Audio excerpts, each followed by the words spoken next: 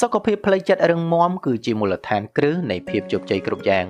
នៅក្នុងឆ្នាំថ្មីនេះចូលចាត់ទុកការសម្រាកគឺជារឿងសំខាន់ដូចគ្នានឹងការធ្វើការដែរការធ្វើការហួសកម្លាំងដែលគ្មានការសម្រាកវានឹងនាំឲ្យមានការហត់នឿយផ្លូវចិត្តដែលធ្វើឲ្យផលិតភាពនៃការងាររបស់យើងធ្លាក់ចុះខ្លាំងតាមការសិក្សា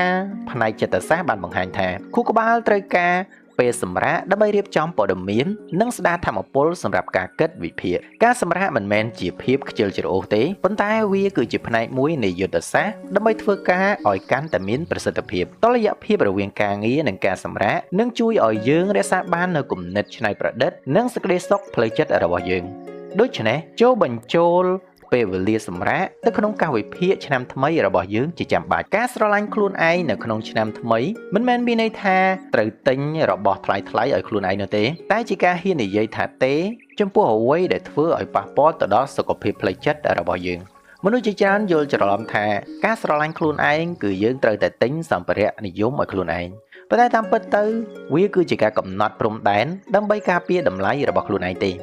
ការចេះបដិសេធចំពោះសំណើដែលមិនចាំបាច់ឬទំនាក់ទំនងដែលមានបញ្ហាគឺជាការរក្សាថាមពលផ្លូវចិត្តរបស់យើងដ៏សំខាន់នៅពេលដែលយើងគោរពតម្រូវការរបស់ខ្លួនឯងអ្នកដទៃក៏នឹងចាប់ផ្ដើមគោរពយើងដូចគ្នានៅក្នុងឆ្នាំថ្មីនេះសុខភាពផ្លូវចិត្តល្អ